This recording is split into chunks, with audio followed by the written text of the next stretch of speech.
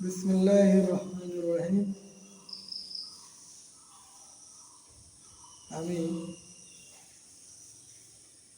ইমানের উপর একটি গান রচনা করেছি। মানুষের শ্রেষ্ঠ সম্পদ ইমান এবং চরিত্র। ইমান এবং চরিত্র যাদের আছে তাদেরকে আল্লাহ পাক জান্নাতের অশেষ নিয়ামতের প্রতিশ্রুতি দিয়েছেন। এই জন্য আমাদের এই যৌবনকাল থেকে ইমান খাঁটি করতে হবে, চরিত্র যে মূল্যবান সম্পদ সেটাকে সংরক্ষণ করতে হবে। আর এটা নিয়ে আমি একটা গান রচনা করেছি। গানটি যদি ভালো লাগে তাহলে অবশ্যই শেয়ার করো।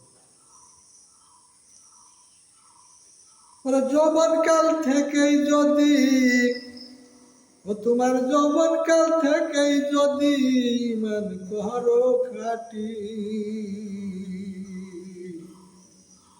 তবেই তোমার হবে জীবন পরিপাটি।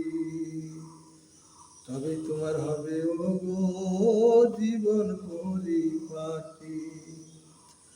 ওরে যৌবনকাল থেকেই যদি ইমান করো খাঁটি,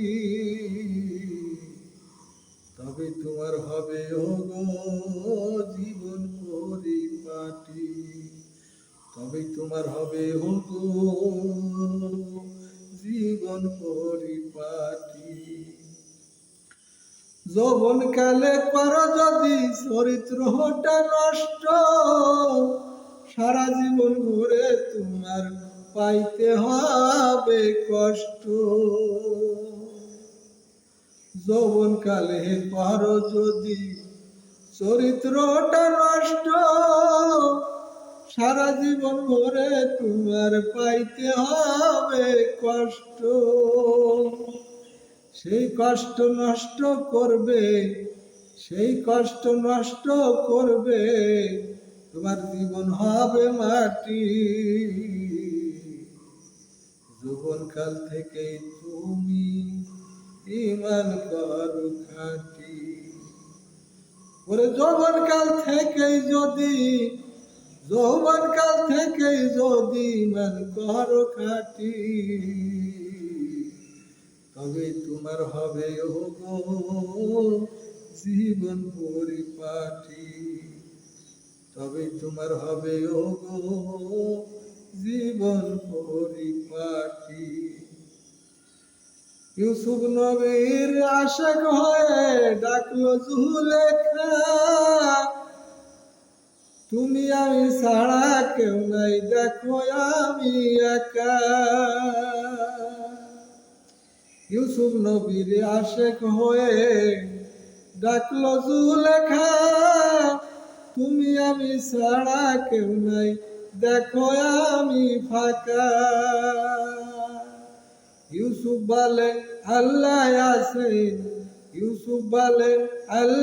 আছেন, ইমান আমার খাঁটি। তবেই তোমার হবে জীবন পরিপাটি। পরে যৌবনকাল থেকেই যদি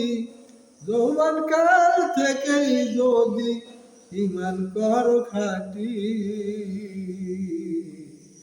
তবে তোমার হবে জীবন পরিপাটি। তবে তোমার হবে জীবন পরিপাটি।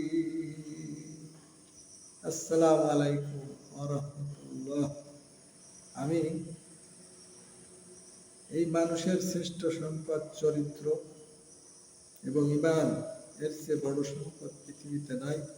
এই দুইটা সম্পদ যার আছে তার সবই আছে।